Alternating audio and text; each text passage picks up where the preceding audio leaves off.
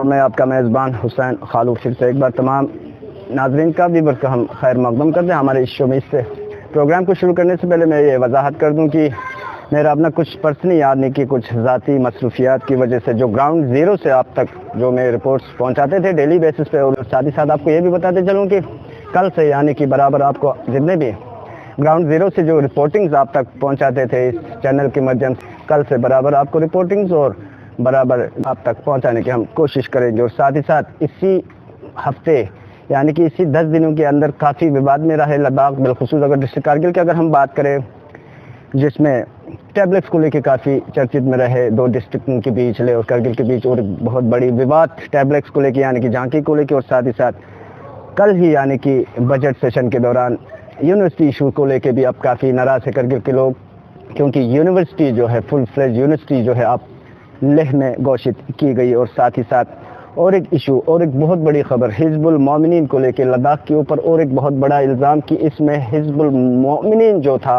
Organisation जो है वो लद्दाख से बिलोंग करते थे। और साथ ही साथ बहुत सारे इश्यूज है, तो ओवरऑल पर चर्चा करने के लिए मैंने फिर से एक बार दावत दी है जनाब मोहम्मद हसन पाशा साहब को, जो स्टेट मीडिया इंचार्ज है और स्पोक्समैन है भारतीय जनता पार्टी यूटी लद्दाख के। बहुत बहुत शुक्रिया सर, फिर से एक बार आपने हमारे इस दावतनामे को कबूल की और हमारे इस प्रोग्राम में आपने ज्वाइन की। बहुत बहुत शुक्रिया। शुक्रिया हुसैन। शुरुआत करते हैं हिजबुल मोमिनीन से, जो बिल्कुल बहुत बड़े एक विवाद में रहा है बिलखुसूस लद्दाख के ऊपर, और एक बहुत बड़ा इल्ज़ाम कि हिजबुल मोमिनीन जो है लद्दाख का एक ऑर्गेनाइजेशन है। ये साबित की आईबी एक डायरेक्टर थे, स्पेशल ऑपरेशन ऑफिसर थे रिटायर्ड, उन्होंने एक इंटरव्यू में हिंदुस्तान के एक लीडिंग चैनल के साथ यानी कि आज तक के साथ उन्होंने ये स्पष्ट कर दिया कि हिजबुल मोमिनीन ऑर्गेनाइजेशन जो थे वो लद्दाख से बिलोंग करते थे। और साथ ही साथ as a spokesman, as a state media incharge आप इसे किस तरह देखते हो, क्योंकि लद्दाख को कम्युनल हार्मनी में बोले या पेट्रियोटिक में अगर हम बोले, देशभक्त में अगर बोले, तो लद्दाख को एक मिसाल दिया जाता था। आज लद्दाख के ऊपर एक बहुत बड़ा इल्ज़ाम कि हिजबुल मोमिनीन जो टेरर ग्रुप था वो लद्दाख से बिलोंग करता था। इसको आप किस तरह देखते हैं मीडिया साइड से? देखिए हुसैन साहब, सबसे पहले मैं आपका शुक्रिया अदा करता हूँ, आपने मुझे फिर से अपने चैनल पे बुलाने के लिए। अभी जो आपने जो प्रश्न पूछा, जो हिजबुल मुजाहिदीन एक ऑर्गेनाइजेशन जो लद्दाख का है, ऐसा कुछ नेशनल मीडिया पे किसी फॉर्मर आईबी के डायरेक्टर ने कुछ कहा है, तो उसका हम सबसे पहले मैं ज़ाती तौर पे और बिलखुसूस हमारे तंजीम भारतीय जनता पार्टी स्टेट की तरफ से और हमारे तमाम वर्करों की तरफ से इसका हम कड़े अल्फाजों के साथ हम इसका मजम्मत करते हैं, कंडम करते हैं, इसका हम कंडम करते हैं। और आपने बखूबी अभी बताया, देखिए खत्ते लद्दाख के अवाम, ख़ासकर बिलखुसूस करगिल के अवाम, इस देश के लिए हमेशा जब से 1947 से लेके आज तक हमने अपने देश के लिए कुर्बानी दिया है। हमने अपने देश की खातिर अपने सीने पे गोली खाया है। तो करगिल के अवाम की देशभक्ति, खत्ते लद्दाख के अवाम की देशभक्ति हमें कहीं जगह पे आप साबित करने की हमें ज़रूरत नहीं है। हमारा पूरे हिंदुस्तान में करगिल के अवाम, बिलखुसूस खत्ते लद्दाख के अवाम, उनकी देशभक्त होने का सबूत जो है वो हमने 1965 से 1972 और 1999 की जंग में हमने अपना वो जो पेश किया था। बहुत सारे हमारे नौजवान, हमारे अवाम इस देश के लिए हमने अपना जो बन सकता था हमने वो किया है। और रिसेंटली जो पिछले साल चाइना के साथ जो स्टैंड ऑफ हुआ, उसमें भी हमारे बढ़ चढ़ के हमारे जो लोकल लोग थे, हमारे चाहे चांगथंग एरिया से हो, उन्होंने भी बहुत सारे हमारे फौजों के साथ वो कंधे से कंधे मिलके हमने उनके साथ साथ दिया। तो ये जो आरोप जिस शख्स ने लगाया है, मैं आपके मीडिया के माध्यम से यही उनको बोलना चाहता हूँ, अगर आपने कुछ पकड़ा है तो उसको आप सामने लाइए, पब्लिक डोमेन में लाइए। कौन था वो शख्स, क्यों हमारे खत्ते लद्दाख के अवाम को हम बदनाम करने की कोशिश कर रहा है। मैं फिर से एक बार आपको मैं बोलना चाहता हूँ, हम बिल्कुल कड़े अल्फाजों के साथ हम इसका मजम्मत करते हैं। और हमने हमारे जो हमारे डिस्ट्रिक्ट करगिल के यूनिट के जो अध्यक्ष हैं, उन्होंने भी कल मुझे उनका मैसेज भी मिला था। उन्होंने ऑनरेबल होम मिनिस्टर साहब अमित शाह जी को भी एक लेटर लिखा है कि इसके बारे में इन्वेस्टिगेशन हो, और जिस शख्स ने ऐसा कुछ बोला है वो पब्लिक डोमेन पे आके, नेशनल मीडिया पे आके करगिल के अवाम और बिलखुसूस खत्ते लद्दाख के अवाम के साथ वो माफ़ी मांगना चाहिए। और इन जैसे आरोपों को हम बिल्कुल बर्दाश्त नहीं करेंगे, चाहे जो भी हो, चाहे वो किसी पोस्ट पे रहा हो, हम इसका कड़े अल्फाजों के साथ हम इसका मजम्मत करें। क्या लगता है पाचा साहब कि वैसे भी करगिल हर चीज़ में, हर डेवलपमेंटल चीज़ों की अगर हम बात करें, वैसे भी करगिल काफ़ी पीछे है बनिस्बत हमारे नेबरिंग डिस्ट्रिक्ट से, और आपको नहीं लगता कि ऐसे इल्ज़ामात, ऐसे इश्यूज़ अगर जब बीच में अगर उभरते हैं तो इससे और भी करगिल और भी पीछे? और साथ ही साथ आपको ये भी बताता चलूँ कि भारतीय जनता पार्टी की जानिब से आला पैमाने पे कोई इसी इशू को लेकर कोई प्रेस कॉन्फ्रेंस वगैरह या डेलीगेशन की शक्ल में आप हायर अथॉरिटीज से मिले? आपने जैसे बताया कि कल पार्टी प्रेसिडेंट की जानिब से आप लोगों ने एक लेटर भेजा है। अब मेरा कहने का मतलब ये होगा कि दोनों डिस्ट्रिक्ट, दोनों खत्ते लद्दाख की बीजेपी की अगर हम बात करें, लद्दाख बीजेपी यूनिट की अगर हम बात करें, तो इसी इश्यूज़ को लेके आला पैमाने पे कोई प्रेस कॉन्फ्रेंस वगैरह या कोई डेलीगेशन की शक्ल में आगे जाए? क्योंकि मैंने आपको पहले भी वजाहत की कि करगिल को हर बार हर जगह कोई न कोई इल्ज़ामात या कोई न कोई इश्यूज़ को, जैसे एब्रोगेशन के बाद काफ़ी इल्ज़ामात करगिल के ऊपर आए, कश्मीर के साथ है, इन ऐसे चीज़ों में साथ नहीं देंगे, यूटी को साथ नहीं, तो वजूहात हमारे पास बहुत है। अभी हमारे अगर यूनिवर्सिटी की अगर हम बात करें तो फुल फ्लेज यूनिवर्सिटी जो है, फिर हेडक्वार्टर उसके लेह में रखा है। इस तरह एयरपोर्ट की अगर बात करें तो मुझे लगता है कि ऐसी चीज़ों से करगिल और भी पीछे रह सकते हैं। एज स्पोर्ट्समैन आप इसे किस तरह देखते हैं? देखिए हुसैन साहब, मैंने पहले भी आपको बताया कि भारतीय जनता पार्टी का हमेशा हमारा नारा रहा है सबका साथ, सबका विकास, सबका विश्वास के ले जाने में हम विश्वास रखते हैं, और सबका हम विकास करने का हमारा मेन मकसद है। तो मैं अगर पर्टिकुलरली मैं करगिल डिस्ट्रिक्ट की अगर बात करूं, तो आपको भी पता है आज तक भारतीय जनता पार्टी को कोई अभी नुमाइंदगी हमें हासिल नहीं है। अगर हम ग्रास रूट लेवल पे हम बात करें, अभी हम कुल मिला के हमारे पास 3-4 बीडीसी है, हमारे पास 3-4 नॉमिनेटेड 4 काउंसलर्स हैं, और हमारा और 2 जो अभी रिसेंटली हाजी इनायत साहब के साथ जो पीडीपी में थे, तो उस वक़्त हमारे साथ 2 काउंसलर और जुड़े। और 2018 की जब आप काउंसिल के इलेक्शन में आप देखें तो पहली बार जब से काउंसिल वजूद में आया था, काउंसिल का चुनाव हुआ था, तो पहली बार हमारा ज़ांस्कार से चा कॉन्स्टिट्यूएंसी से हमें एक सीट हासिल निकलने में हम कामयाब रहे। तो इन्हीं प्रोसेस होने के बावजूद, पॉलिटिकली रिफॉर्म होने के बाद, हम आहिस्ता आहिस्ता अभी जो है हमारा पोजीशन बहुत हद तक, मैं इतना कह सकता हूँ 60% पॉपुलेशन अभी जो हमारे साथ है, हमारे साथ जुड़े हैं, और भी बहुत सारे लोग हमसे जुड़ना चाहते हैं। तो इंशाअल्लाह मैं आपको ज़रूर ये यकीन दिला सकता हूँ कि भारतीय जनता पार्टी जो नारा जो हमारा है वो हम ग्रास रूट लेवल तक पहुँचाने की हम ज़रूर कोशिश करेंगे। और इसके लिए हमारे जो ऑनरेबल हमारे मेंबर ऑफ पार्लियामेंट और हमारे भारतीय जनता पार्टी के स्टेट हमारे प्रेसिडेंट जमात शरीन नमग्याल साहब के हम उनके ऊपर यकीन रखते हैं, उनके ऊपर विश्वास रखते हैं। जिस तरीके से आप खुद देख रहे हैं, आज तक कोई तसव्वुर नहीं कर सकता था कि ज़ांस्कार जैसे फार एरिया में जाके वो एक बहुत सारे ऐसा नेशनल लेवल पे जो एक स्पोर्ट फेस्टिवल ऑर्गेनाइज करते हैं, वो पूरे देश भर में उसका चर्चा होता है, देश भर के मीडिया उसको कवरेज मिलता है। तो ये बहुत बड़ा एक अपॉर्चुनिटी है। तो इसी से आप अंदाज़ा लगाइए कि आने वाले कल में कि किस तरीके से जो डेवलपमेंट का प्रोसेस है वो आगे बढ़ने वाला है।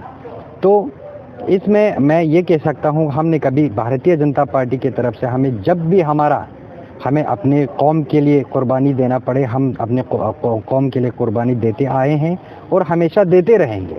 चाहे वो आपने अभी रिसेंटली बोला कि हमारे करगिल की आवाम को हर जगह पे डिस्क्रिमिनेट हो रहा है या हर जगह पे इस तरह हो रहा है, इसका मैं ख़ास जिम्मेवार इसका खाली जो अभी जो जिस तरीके से हमारा वहाँ पे सिस्टम जो है अभी सही से नहीं चल रहा है, इसका मैं जो श्रेय देता हूँ ये जो हमारे जो प्रीवियस पॉलिटिकल पार्टीज जिन्होंने हुकूमत किया है, जिन्होंने ज़ेर इख्तियार में बैठा है, चाहे वो एमएलए की कुर्सी पे बैठा हो, चाहे वो एमएलसी की कुर्सी पे बैठा है, चाहे वो पहले कारगिल अलायंस ग्रुप, चाहे जो भी आप इसका नाम दे है, ये सारा जो क्रेडिट जो है ये उनके सर पे बांधना चाहिए। तो हम अभी तक हम पहले से कह रहे हैं, अभी तक हमारा कभी जो है हमने अपने कौम के साथ कभी गद्दारी और कौम के साथ कभी विश्वासघात नहीं किया है और आगे ना हम कभी करेंगे। हमने जब भी हमने अपने कौम की भलाई के लिए, अपने कौम की सही राह के लिए हमने हमेशा बात किया है और हमेशा बात करते रहेंगे। तो देखिए, अगर आप बोलते हैं कि भाई इस तरह डिस्क्रिमिनेट हो रहा है, तो आप मुझे बताइए भारतीय जनता पार्टी कब पीछे रहा, किस इशू पे हम पीछे रहा? हमने जब भी हमारे कौम ने एक होकर आवाज़ दिया, उसमें हमने सबसे बढ़ चढ़ कर हमने हिस्सा लिया। हमने अपने पार्टी के खिलाफ जाके हमने काम किया जब डिविजनल स्टेटस के बाद आए। तो आप मुझे बताएं कौन से संगठन ने, कौन सा पार्टी ने अपने पार्टी हाईकमांड को बोला था अगर इस चीज़ पे, अगर मैं आपकी बात पे आता हूँ, अगर इस चीज़ पे आप लोग हमारे साथ इंजस्टिस नहीं करोगे तो हम प्रेसिडेंट से लेके हम ग्रास रूट लेवल तक, बूथ लेवल तक हम रेजिग्नेशन देने के लिए तैयार हैं। बाकी इश्यूज को तो मैं नहीं छेड़ता। तो ये एक मिसाल है, इस चीज़ों को कोई डिस्कस नहीं कर रहा है। और जब करगिल के आवाम के एहसासात, जज्बातों को हमने देखा कि जब प्रीवियस एमपी इलेक्शन में बोला इतिहाद होके हम एक ही आदमी को निकले, तो हमारा ही भारतीय जनता पार्टी था। हमने ही बोला था कि जब आप एक होके एक आदमी को निकालेंगे तो भारतीय जनता पार्टी सबसे पहले आके हम उसके साथ देंगे, उसका हम सपोर्ट करेंगे, उसका हम समर्थन करेंगे। तो ये इल्ज़ाम कभी हम पे मत लगाइए, इसको हम भरपूर, हम जो भी ऐसे बातें बोल रहा है इसका हम मज़म्मत करते हैं। हमने जब भी अपनी कौम के लिए अपनी कुर्बानी देना पड़े हमने हमेशा दिया है और देते आए हैं और इंशाल्लाह हम देते रहेंगे। हमने कभी किसी के साथ विश्वास, अच्छा साहब, मेरा क्वेश्चन ये था कि 2-3 चीज़ों पे आप लोग पीछे रहा है। मैं ज़्यादा चीज़ों को मैं तो डिस्क्लोज नहीं कर सकता, मैं टैबलेट्स को ही लेके बात करता हूँ। इसमें तो बिल्कुल लद्दाख में मुस्लिम रिप्रेजेंटेशन ही इस टैबलेट्स की वजह से ख़त्म हो गए, क्योंकि ये देखो जो इवेंट था वो नेशनल लेवल इवेंट था, नेशनल की नहीं इंटरनेशनल लेवल इवेंट था 26 जनवरी को लेके। इसमें तो बिल्कुल मुसलमानों का रिप्रेजेंटेशन जो है वो बिल्कुल ख़त्म हो चुकी है। करगिल के लोग नाराज़ है। उस पे टैबलेट्स को लेके भारतीय जनता पार्टी करगिल यूनिट ने अभी तक ना कोई आवाज़, ना कोई, या तो आप लोगों को सेंटर से कोई प्रेशर होंगे, नहीं तो आपको अपना नेबरिंग डिस्ट्रिक्ट से आप लोगों को जो नहीं। देखिए हुसैन साहब, ये बिल्कुल गलत अफवाहें हैं, ये गलत बातें बोला जा रहा है। भारतीय जनता पार्टी का हमारे अध्यक्ष जी ने इसके ऊपर साफ आपको वजाहत आपके चैनल पे बताया। एमपी जमात से नमग्याल साहब, आपने हमारे वहाँ के लोकल मीडिया उसने तो वजाहत नहीं, उसने तो दादा इल्जाम लगाया और नाज़िर लद्दाखी। मैं उसी पे आ रहा हूँ। हमारे जो अध्यक्ष जी ने बोला है वही हकीकत है, वही सच्चाई है। इसमें कोई हमने जो बातें हैं हमने छुपा के नहीं रखा है। तो आप भी खुद बात देखिए, जब हमारे ऑनरेबल सीसी साहब जो अपना बयान दे रहे थे, मैंने उनको जब सुना तो ये बात बोल रहे थे कि जब ये जांगी का मसला आया तो सबसे पहले उनको जो है इंफॉर्मेशन होम मिनिस्ट्री से आया है। ये आपके चैनल पे ही है, सीसी साहब ने खुद बताया है। आप एक बार रिमाइंड करके देख लीजिए, अगर हम झूठ बोल रहे हैं तो वो खुद अपने तरफ से ये बयान दे रहे हैं कि उनको सबसे पहले इंफॉर्मेशन जो है ये होम मिनिस्ट्री से आया है। जनाब, आपको इतना ये मुद्दा जो है अहमियत था, हमारे करगिल और खत्ते लद्दाख के लिए इतना इम्पोर्टेंट था, इतना सेंसिटिव इशू था, तो उस वक़्त से आपने प्रिकॉशन क्यों नहीं लिया? उस वक़्त से आप अलर्ट क्यों नहीं बैठा? उस वक़्त आपने बाकी स्टेक होल्डर के साथ बात क्यों नहीं किया? ये तो सवाल बनता है कि नहीं? मेरा सवाल ये था कि नहीं, आप बात सुनिए ना, आप के इशू पे हम कभी चुप नहीं बैठे हैं। अभी हम फख्र करते हैं खत्ते लद्दाख का अलग सा एक झांकी वहाँ पेश किया, जो आज तक 47 के बाद हमें कोई ये चीज़ अपॉर्चुनिटी नहीं मिलता। तो सिर्फ एक कम्युनिटी नहीं, कम्युनिटी जो भी दिखाया हम उसका कभी हम वो नहीं करेंगे। जो कुछ दिखाया हम उससे सेटिस्फाइड है। हमारे लिए फख्र की बात है, खत्ते के लद्दाख के आवाम का अपना एक रिप्रेजेंटेशन किया, ये पूरा सबके लिए फख्र होना चाहिए लेकिन इसमें डिस्क्रिमिनेट हुआ, ये चीज़ हुआ, इसमें देखना चाहिए कि गलती किसका है। हम भी मानते हैं कि भाई अगर करगिल का रिप्रेजेंटेशन नहीं गया तो क्यों नहीं गया, किसकी वजह से नहीं गया। अगर सीसी साहब को होम मिनिस्ट्री से अगर पहले ही उनको इन्फॉर्मेशन आ जाता है कि भाई आपको ये चीज़ हमको करना है 26 जनवरी के लिए, तो उस वक्त सीसी साहब को अलर्ट बैठना चाहिए था। आप सब कुछ लूटने के बाद आप बोलते हैं आखिरी मोमेंट पे हमारे कौम के साथ, हमारे बाकी चीज़ों के साथ बिल्कुल तासुब हो गया, हमारे साथ जाती हो गया। ये तो कहाँ की बात, कौन आपका बात सुनेगा। अगर पहले जब होम मिनिस्ट्री से आपको लेटर आया उस वक्त आपने MP साहब को कॉन्फिडेंस में क्यों नहीं लिया, उस वक्त हमारे LG साहब को आपने कॉन्फिडेंस में क्यों नहीं लिया, उस वक्त आपने हमारे जो एडवाइजर्स है उनके साथ आपने क्यों बात किया, क्यों बात नहीं किया। प्रश्न ये उठता है, ये सवाल ये उठता है। आप देखिए ना, वो एक बहुत बड़ी रिस्पॉन्सिबिलिटी वो खत्ते करगिल की आवाम की वो रहबरी कर रहा है। तो आज कुछ जो भी वहाँ कुछ होता है वो उनके ही गार्डियंस के, उनके ही डायरेक्शन से होता है। तो मैं ये नहीं बोलना चाहता हूँ कि वो देखिए इसकी वजह से ये हो गया। अब सब कुछ होने के बाद भी आप क्या चाहते हैं। लास्ट मूवमेंट पे हमारे क्या वहाँ अपना जो पहली बार हमारा रिप्रेजेंटेशन जा रहा था, और इवन आपको भी ये पता होना चाहिए जब भी ये झांकी वगैरह प्रोड्यूस किया जाता है हर 26 जनवरी को, तो उस वक्त 28 स्टेट में से चुन के देता है, सिर्फ 14 स्टेट को अपॉर्चुनिटी मिलता है। और इसका अलग एक कमेटी होता है वो जो डिफेंस मिनिस्ट्री के अंडर होता है, वो सारा कमेटी लास्ट फाइनल पे उसको सिलेक्शन कर देता है। तो कुछ तो खामियां आपके पास रहा होगा। नहीं, तो ये चीजें तो सीसी साहब को वो एलिबोरेट करना चाहिए। आपका तो ये कहना है कि जमीन खलील नमग्याल जो है मीडिया एड्रेस करके मीडिया पे नहीं, मिसलीड वो खुद कर रहा है। हम उनके बयानात पे भी देखिए ना, मिसलीड वो खुद कर रहे हैं। वो खुद बोल रहे हैं कि सबसे पहले हमें इंफॉर्मेशन जो है वो हमें होम मिनिस्ट्री से आया, फिर इसके बाद जो है उन्होंने एडवाइजर के चेयरमैनशिप में कुछ और भी उसमें कमेटी बनाया है, ठीक है ना, यही बात बोला ना। फिर वहाँ पे हमें किसी ने इन्फॉर्मेशन नहीं दिया, हमें वहाँ पे किसी ने हमें बाद में कोई रिस्पांस नहीं आया। जनाब, आपको पहले ही टाइम पे दोनों कौंसल को हमारे होम मिनिस्ट्री की तरफ से जब नोटिफिकेशन चला जाता है तो उस वक्त अलर्ट क्यों नहीं हुआ, उस वक्त आप इतना उनसे आप राबिता क्यों नहीं किया। सवाल ये पैदा होता है। जैसे झांकी की कमेटी की अगर हम बात करें तो इसमें तो बराबर कमेटी बिठा होगा ऑफिशियल, वो हमारे डिस्ट्रिक्ट लेवल पे नहीं बना है, ठीक है, हमारे स्टेट लेवल पे नहीं है, डिफेंस मिनिस्ट्री के अंडर होता है, वो एक ऑटोनोमस बॉडी होता है। तो ठीक है, बट देखिए उन्होंने ये नहीं सोचा कि इसमें मुस्लिम कम्युनिटी, ये देखो ये वो तो कमेटी वो तो जो डिफेंस मिनिस्ट्री के अंडर जो कमेटी है वो उनसे पूछे।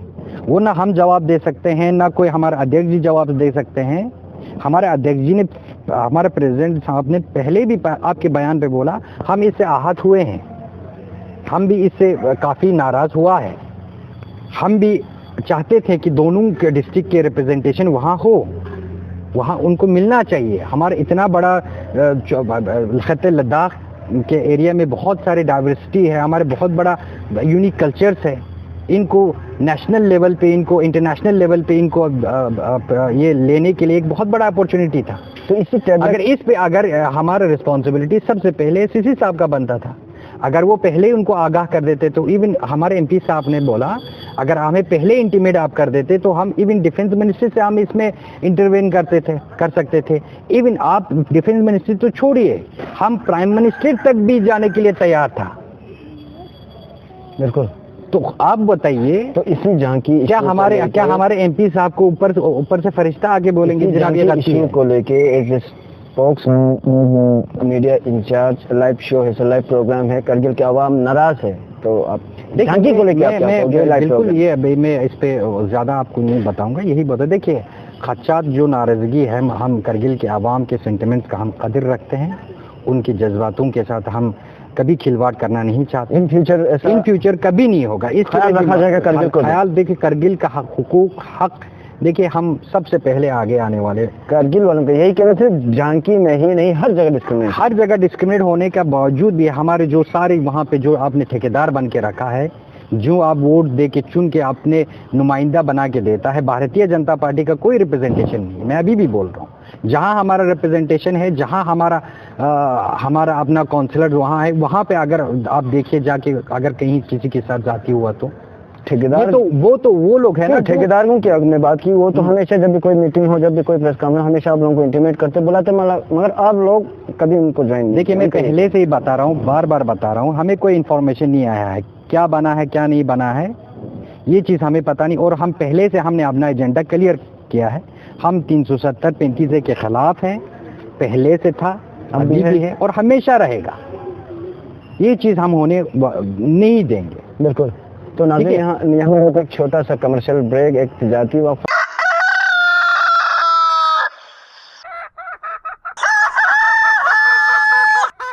Yantaa Sorinet Kanis Katun, Biafuna, Biamuni. Jojla.com is Yantaa Lepchain, local Bia. Gon Kelu Sumna Pachik, Ya Kelu Nisna Pasum Yotinzuk. Rgunpu Thaklings, Shah Sharkun. Jojla.com is local Bian, Yantaa Sapat Lepchain. दर्शकों, commercial break के बाद फिर से एक बार आप तमाम लोगों का हम खैर मकदम करते हैं। मैंने पहले भी वजाहत की, हमारे साथ जुड़े हैं मोहम्मद हसन पाशा साहब, जो स्टेट मीडिया इंचार्ज और स्पोक्स पर्सन भी है भारतीय जनता पार्टी लद्दाख के। तो ओवरऑल डिस्कस कर रहे थे जितने भी बर्निंग इश्यूज़ है रिसेंटली, जो लद्दाख में, खित्ते लद्दाख में जो जितने भी बर्निंग इश्यूज़ जो अभी उभर के आ रहे थे, उन पर बराबर डिस्कस की टैबलेट को लेके, और साथ ही साथ एक और बहुत बड़ी विवाद हिजबुल मोमिनीन को लेके, जिससे तमाम लद्दाखी मुस्लिम कम्युनिटी में काफ़ी नाराज़गी हमें देखने को मिल रहे। तो पाशा साहब, दूसरा और एक इशू रिसेंटली कल बजट सेशन के दौरान फाइनेंस मिनिस्टर निर्मला सीतारमन द्वारा और एक अनाउंसमेंट, एक बहुत बड़ी अनाउंसमेंट समझे, या एक बहुत बड़ी खबर लद्दाख के अवाम के लिए। एक तरफ से काफ़ी खुश दिख रहे हमारे अवाम, दूसरी तरफ दूसरी कम्युनिटी की अगर हम बात करें कारगिल की, नाराज़ है यूनिवर्सिटी ऑफ लद्दाख को लेके, क्योंकि मैंने ये भी सुना कि पूरे हिंदुस्तान में टोटल 56 यूनिवर्सिटीज़ है, जिसमें 54 और अब लद्दाख जो है यूनिवर्सिटी ऑफ लद्दाख देके 55-56 जो हो इसमें हो रहे। तो फिर से लेह की बात चल रही है, बिल्कुल क्लियर कट भी काफ़ी विवाद में है, करगिल के लोग फिर से नाराज़ है। उसके अलावा भी बाकी हेडक्वार्टर्स को लेके काफ़ी नाराज़ है। अभी भी करगिल में कोई भी प्रॉपर हेडक्वार्टर, अगर यूटी एडमिनिस्ट्रेशन के द्वारा अगर हम बात करें, एलजी ऑफिस बात करें, पुलिस हेडक्वार्टर बात करें, या बाकी हेडक्वार्टर्स की बात करें, डायरेक्टोरेट की अगर हम बात करें, तो इसे आप किस तरह देखते हो? क्या करगिल में भी यूनिवर्सिटी ऑफ लद्दाख को लेके कुछ डिपार्टमेंट वगैरह करगिल में भी होंगे, या फुल फ्लेज्ड अब हमारे बच्चे पढ़ाई के लिए सिलसिले में जम्मू दिल्ली की तरफ ले जाना है? देखिए हुसैन साहब, आपने 2-3 सवालात अभी रखे हैं, उसमें से मैं एक एक करके आपका ये जवाब देता हूँ। तो सबसे पहला जो आपने प्रश्न पूछा वो सेंट्रल यूनिवर्सिटी इशू पे आपने बता। देखिए, मैं सबसे पहले हमारे फाइनेंस मिनिस्टर निर्मला सीतारमन जी को खत्ते लद्दाख के अवाम की तरफ से, हमारे ऑनरेबल प्राइम मिनिस्टर, हमारे honourable home minister Amit Shah ji का, और हमारे ऑनरेबल एमपी लद्दाख जनाब सलीम नमग्याल जी का हम शुक्रिया अदा करते हैं दिल की अमीर गहराइयों से। देखिए, सेंट्रल यूनिवर्सिटी जो था, ये हमारा बहुत एक दिराना मांग रह चुका, लॉन्ग पेंडिंग, ख़ासकर हमारे जो नौजवान, जो हमारे स्टूडेंट्स थे, उनका ये बहुत बड़ा एक डिमांड रहा था। इसके लिए बहुत सारे संघर्ष हमने किए थे, ख़ासकर हमारे नौजवानों ने।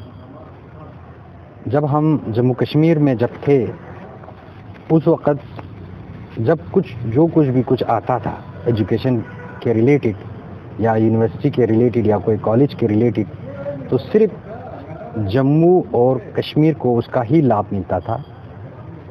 खत्ते लद्दाख के अवाम को इसमें हमेशा इग्नोर किया जाता था।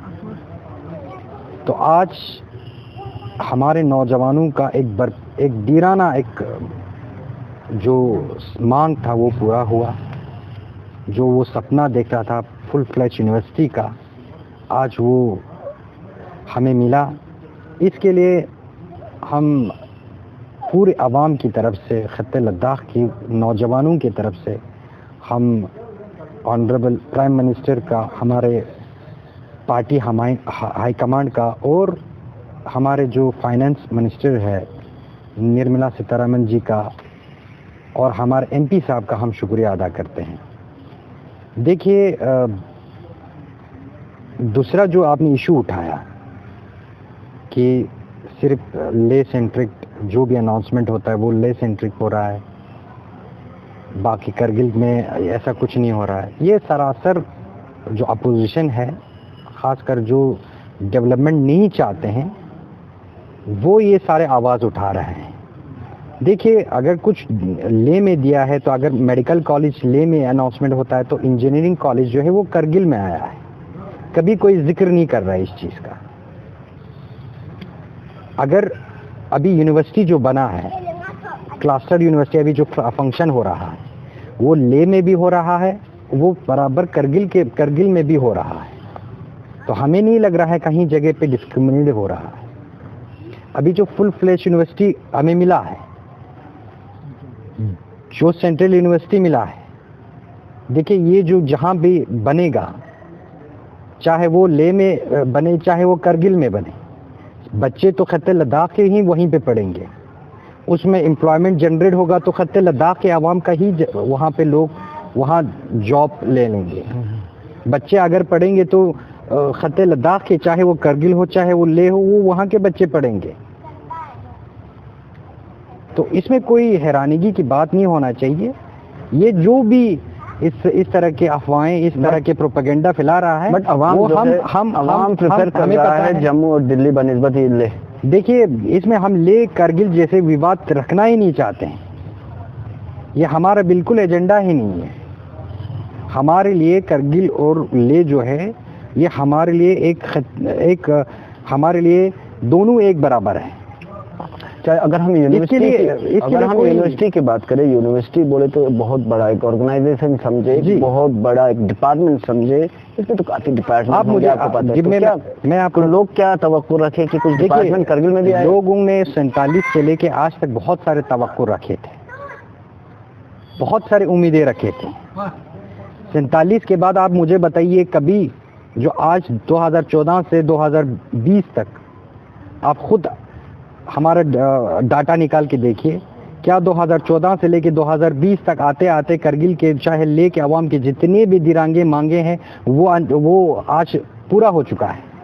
अगर हम करगिल के अवाम की दिराना मांग, अगर जोजिला टनल की बात करें, क्या आज वो -30 डिग्री में आज वहाँ काम कर रहा है, जनवरी के महीने में आज वहाँ काम चल रहा है। कभी किसी ने एक्सपेक्ट किया था इस चीज़ को? आज हमारे करगिल के अवाम का बहुत बड़ा एक दिराना मांग था प्लेटो एविकेशन का, लावर प्लेटो एविकेशन का, डिफेंस मिनिस्ट्री का, वो बहुत बड़ा एक हमारे अवाम का एक दिराना मांग था। आज वो एक्टिवेट हो रहा है, आज वहाँ पूरा जगह खाली हो रहा है। आज हमारे यहाँ यूनिवर्सिटीज़ आ रहे हैं, कॉलेजेस खोल रहा है, मेडिकल कॉलेज खोल रहा है, इंजीनियरिंग कॉलेज खोल रहा है। तो ये सारे सिर्फ 10 साल के अंदर हुआ है। बिल्कुल। तो आप खुद लगाइए, 47 से लेके आज तक का डाटा आप उठा के देखिए, तो हमने कहाँ कमी पेशी रखा? जो ज़ेर इख्तियार में रहा, जो एमएलए की कुर्सी पे रहा, जो एमएलसी की कुर्सी पे रहा, जो एमपी के कुर्सी पे रहा, उस वक्त आप लोगों ने क्यों नहीं किया? आज देखिए, हमारे बिना कुछ रिप्रेजेंटेशन होने के बावजूद, कभी आप मुझे बताइए भारतीय जनता पार्टी का कहीं एमएलए रहा, कहीं एमएलसी रहा, कहीं एमपी रहा? अब जब से मोदी जी का हुकूमत आया तब से पूरा परिवर्तन हो चुका है। जो दिराना आप बिना मांगे हमने आपका सारा कुछ दे दिया। आज हमारा अगर कौंसल के अगर हम बजट की बात करें, जो आपका कैपेक्स बजट 120 करोड़ तक आगे बढ़ता ही नहीं था, आज वो 5-6 हज़ार करोड़ तक वो उसका बजट पहुंच गया है। जब आपके पास हाथ में पैसा ही नहीं होगा तो आप काम क्या करेगा? हमें कितना दर बेदर के ठोकरे खाना पड़ता था, जम्मू सेक्टर हो चाहे श्रीनगर सेक्टर में, और हमें हाथ में कटोरा लेके उनसे भीख मांगना पड़ता था। हमारे लिंग्विस्टिक्स प्रोजेक्ट वगैरह है, हमें पैसे दे दो, हमें यहाँ पैसा नहीं है, हमें स्पेशल पैकेज दे दो। पैकेजिंग के बारे में हमें कितने हमारे लीडरों को रोना पड़ता था, फिर भी लोग नाराज है करगिल के। नहीं, नाराजगी कोई नहीं है। ये आपको मैं वही बात बोल रहा हूँ ना, ये वो लोग तबके बोल रहे हैं जो डेवलपमेंट करगिल का चाहता नहीं है, जो ले की डेवलपमेंट चाहता नहीं है, खासकर नेशनल कॉन्फ्रेंस और कांग्रेस। मैं अपन आपकी मीडिया पे बोलता हूँ, आजकल जो प्रोपेगेंडा वगैरह फैला रहा है, जो करगिल के आवाम को गफलत में रख रहा है, ये जिम्मेवार जो है कांग्रेस और नेशनल कॉन्फ्रेंस कर रहा है। तो जो अभी करगिल में हो रहे जो कुछ लीडर्स की आपने बात की, जो कुछ पार्टीज की बात की, तो वो अपने पर्सनल मफाद के लिए, अपने पर्सनल, जब लोगों को गुमराह में रखा। हाँ बिल्कुल, आज जब उनका अभी कुर्सी खिसक गया है तो आज वो रो रहा है, अपने एमएलए के लिए रो रहा है, कुर्सी के लिए। ये चीज होने वाला नहीं है। 370 और 35A के अकड़ में आके वो लोग अपनी कुर्सी की मांग कर रहा है, ना कि करगिल के आवाम की मफाद की बात कर रहा है। अगर आप मुझे बोलता, वहाँ केडीए में आपने कभी बोला कि भाई हम यहाँ डिस्क्रिमिनेट हो रहा है, कि हमारे यहाँ बोला गया था जब डिविजनल स्टेटस दिया गया था उस वक्त तो दोनों जगह पे ले और करगिल में इक्वल शेयरिंग होना चाहिए, ये बातें क्यों नहीं बोल रहा है? ये क्या सेंसिटिव इशू नहीं है? कमिश्नर सेक्रेटरी का ऑफिस सारा ले में रखा है, तो उनको आवाज़ नहीं उठाना चाहिए कि भाई ये दोनों जितने भी कमिश्नर सेक्रेटरी थे, आधा करगिल में हो आधा ले में हो? हमारे उसके लिए हमारे पॉलिटिकल पार्टी नहीं बोलेंगे, उसके लिए हमारे तंजीम आके बोलेंगे। आपने हमारे तंजीम को एक ठेकेदार बना के रखा है। ये तो हमारे शेख नज़ीर का हम शुक्रिया अदा करते हैं, इस्लामिया स्कूल इदारे का हम बिल्कुल शुक्रिया अदा करना चाहते हैं। उन्होंने जो रिस्पॉन्सिबिलिटी उनका था, उनके बगैर भी उन्होंने वो इशू उठाया जो करगिल के आवाम की मफाद में था। ये हमारे जो लीडरों को ये बातें उठाना चाहिए था, वो बातें हमारे इस्लामिया स्कूल के सदर हज़रत इस्लाम शेख नज़ीर साहब ने उठाया। बिल्कुल। तो इससे आप अंदाज़ा लगाइए ना, जो भी हमारे वहाँ पॉलिटिकल पार्टी हैं वो खुद अपने कुर्सी और अपने मफाद की ही बातें कर रहा है, इसके सिवा कुछ नहीं कर रहा। बिल्कुल। और भारतीय जनता पार्टी ने हमेशा कहा है, जब भी हमारे कौम के साथ जब कहीं भी अगर कहीं कमी पेशी रहोगा या कहीं हमारे साथ तासुब की बात होगा, तो सबसे पहले हम भारतीय जनता पार्टी जो है हम आगे बढ़ेंगे। और हमारा आइडियोलॉजी भी यही है कि फर्स्ट नेशन, सेकंड पार्टी और थर्ड सिर्फ लास्ट की हम बात करते हैं। बिल्कुल। आखिरी सवाल पाशा साहब, टाइम भी काफ़ी हो चुके हैं, लास्ट क्वेश्चन मैं आपको दूंगा। संस्कार टूरिज्म विंटर यूथ फेस्टिवल को लेके करगिल में हेडक्वार्टर में भी आप लोगों ने ऐसे हाई पैमाने पे ऐसे इवेंट्स आप लोगों ने क्यों ऑर्गेनाइज नहीं की? खेलो इंडिया के थे काफ़ी नाराज़गी जता रहे, तो एज ए स्पोक्समैन इस पर आप क्या कहोगे? मेरा आखिरी सवाल होगा, उसके बाद में प्रोग्राम जो मैं कंक्लूड। देखिए हुसैन साहब, चाहे जहाँ कहीं भी हो ऐसा कार्यक्रम, आज हमने ज़ांस्कार को इतना लाइमलाइट में लाया, जो कि पूरा उसका जो इवेंट जो है पूरा स्टेट तो छोड़िए नेशनल लेवल पे और इंटरनेशनल लेवल तक ये पहुंचा। तो इसका सारा श्रेय जो है हम ऑनरेबल मेंबर ऑफ पार्लियामेंट और हमारे स्टेट के अध्यक्ष जमात श्री नमग्याल जी का हम शुक्रगुजार हैं। उन्होंने ये बहुत बड़ा एक इनिशिएटिव उठाया और ज़ांस्कार का जो पोटेंशियल था टूरिज़्म का, विंटर टूरिज़्म का, वो उसको सही मानों में उन्होंने आवाम के सामने रखा।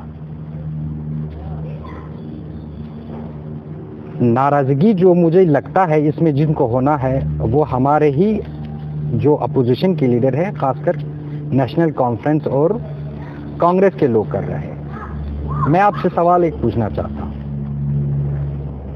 उनको फ़ख्र होना चाहिए था। इससे एक इवेंट हो रहा है जहाँ पे विंटर में -20-25 डिग्री में आपके यूनियन मिनिस्टर आके वहाँ प्रोग्राम में एज ए चीफ गेस्ट आते हैं। आपने कभी आज तक देखा था कभी कि कोई यूनियन मिनिस्टर जो है, जब कांग्रेस ज़ेर इख्तिदार में होता था सेंटर में या रियासत में, जब हम हुकूमत में थे, उस वक़्त कोई मिनिस्टर विंटर में -25 डिग्री में ज़ांस्कार में आके कोई ऐसा इवेंट करता था? कभी ऐसा हुआ है? कभी ऐसा हिस्ट्री है? कभी ऐसा इतिहास है? ये सोचने वाली बात है। देखिए, हमने इन्हीं -25 डिग्री में सिर्फ पर्टिकुलर डिस्ट्रिक्ट करगिल के लिए 2 यूनियन मिनिस्टर वहाँ पे विजिट किया। एक स्टेट लेवल के फंक्शन में चीफ गेस्ट आए, वो हमारे ज़ांस्कार डिस्ट्रिक्ट ज़ांस्कार ब्लॉक में गया, सब डिवीज़न में गया। दूसरा एक इवेंट हो गया हमारे करगिल हेडक्वार्टर पे, जो नेशनल इवेंट था, जहाँ पे मिनिस्टर हमारे टूरिज्म मिनिस्टर आके वहाँ पे चीफ गेस्ट के लिए आए, 2 दिन के दौरे पे आए। बिल्कुल। तो अब इस चीज को ऊपर हाईलाइट करना, कैसे उसका प्रेजेंटेशन करना, वो हमारे कौंसल का जिम्मेवारी था। वहाँ ज़ांस्कर में वहाँ नेशनल मिनिस्टर आता है, यूनियन मिनिस्टर आता है, आपके सीसी साहब वहाँ गायब, उनका आता पता नहीं। ज़ांस्कर फेस्टिवल की बात कर रहे हैं, ज़ांस्कर स्पोर्ट्स फेस्टिवल की मैं बात कर रहा हूँ। सीसी साहब को इंटीग्रेट नहीं किया होगा ना? क्यों नहीं किया? जब आपकी जुडिक्शन में आता है तो उस वक्त आप क्यों नहीं जा रहे हैं? अब जो ऑर्गेनाइजर जो है, वही तो मैं बोल रहा हूँ ना, ये गलत की, फिर भी आप बोलते हैं इसमें भाजपा का साजिश है। नहीं सर, आप जब ज़ांस्कर को आप अपनी डिस्ट्रिक्ट में इन्वॉल्व करते हो कि नहीं करते हो? ये तो आपने वहाँ पुंचुक टशी को एग्जीक्यूटिव बना के रखा है, ज़ांस्कर एफआईआर बना के रखा है। नहीं होना तो सीसी का, यही तो मैं बोल रहा हूँ ना, यही तो हम बोल रहे हैं ना, ये गफलत किसकी नाकामी की वजह से हो रहा है? ये हमारे अपने सीसी की वजह से हो रहा है। उनका रिस्पॉन्सिबिलिटी नहीं था कि ये चीजें पहले लाइमलाइट में क्यों नहीं लाया? सब कुछ होने के बाद आपको होश में आता है, काफिला लूटने के बाद आपको होश में आता है। बिहाफ एग्जीक्यूटिव काउंसलर सर, आपको जब नेशनल यूनियन मिनिस्टर जब ज़ांस्कर विजिट कर रहा है, ये कोई माकूल बात नहीं है। जब आपका एलजी -25 डिग्री में वो इतने बुजुर्ग होने के बावजूद वहाँ विजिट करता है, तो कहने का मतलब सीसी साहब वहाँ जाना, सीसी साहब को जाना नहीं जरूरी था, उनका फर्ज था, कंपलसरी था वहाँ जाना। ये तो उनसे आप पूछे ना, क्यों नहीं गए? जब आपके वहाँ जब डिस्ट्रिक्ट हेडक्वार्टर पे आप नेशनल इवेंट आप ऑर्गेनाइज करते हो, तो वो भी आप किस तरीके से, पता ही नहीं कब क्या हुआ, किसी को मालूम ही नहीं, किसी नेशनल मीडिया में हाईलाइट ही नहीं होता है कि करगिल में नेशनल एक फेस्टिवल हुआ है स्नो स्कीइंग का। ये सारा डिपेंड करता है ऑर्गेनाइजेशन सेटअप पे, कैसे आप प्रेजेंटेशन देते हो, कैसे इसको ऑर्गेनाइज करते हो, कैसे इसका प्लानिंग करते हो, ये चीज़ पता ही नहीं है।